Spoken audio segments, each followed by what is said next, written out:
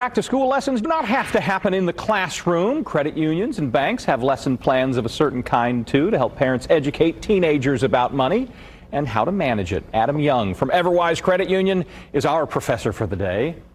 Congratulations on the new title. Hey, you know, it's always fun to be here with you, Scott. New school year starting. How can parents, broadly speaking, teach teenagers about managing money?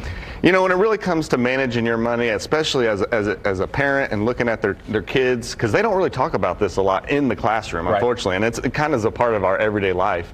The biggest piece really starts with the conversation.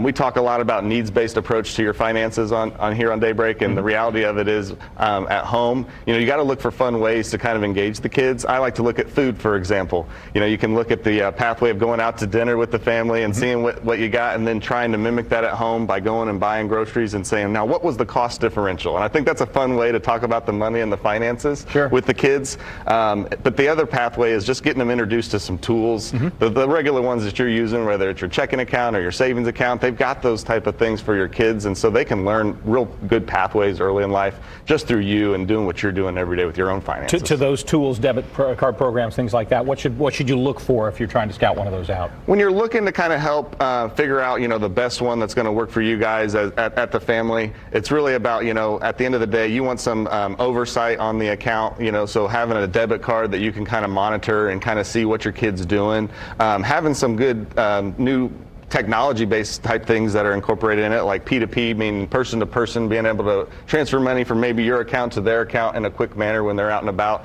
The reality of it, when I was young at least, it was like we would go to the store, we'd have cash in our hands, but everywhere you go now, it's really got to hit a plastic card. So it's just having that ability, I think, is a key aspect. But the other piece is just the financial aspect and learning, having that path to learn and have that financial education piece that goes along with the account. My daughter, 16 now, is waiting tables. And it's been interesting to see. I presumed she'd want to do everything digitally because, of course, she likes having the cash, and so she'll deposit some of the cash. But I was like, wow, I'm really surprised at that age.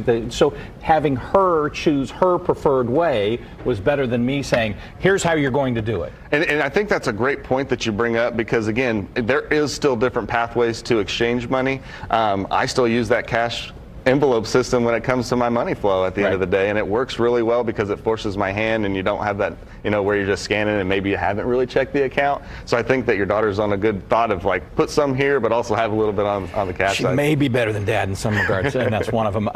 Let's talk college level especially. I mean, clearly as young as you can get them interested in it. At college point, we're looking at, listen, this is going to be your life in a minute. How do you keep them from getting these horrible sort of burdens that may impose themselves? You're absolutely right. When you go into college, you're literally starting out for that first step into adulthood, and you have a lot of things coming at you, and you have to make decisions. So you're really hoping that you kind of set some good foundation back, you know, when they were in high school, going into college.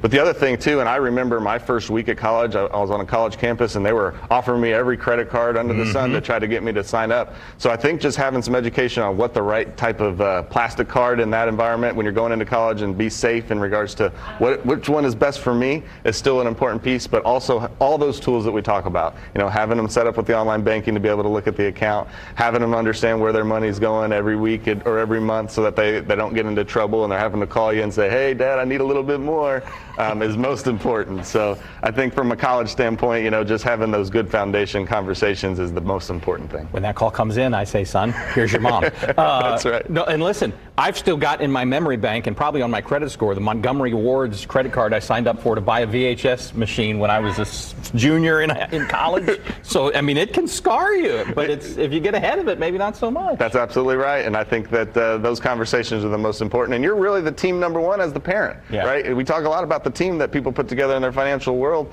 but as a student going into college, the family is really that number one team. And my key lesson would be do not get credit open just to buy a VCR. That's just not helpful. Professor Young, thanks for being with us today. Always a pleasure. Tara Hastings, you were like the choir back there. Yeah, that's right. Yes. Maybe a DVD player. You could buy one. No, I don't think actually that's not going to work either. Oh, okay. Like a streaming stick, maybe. Oh, That's there the we thing go. now. That'll work.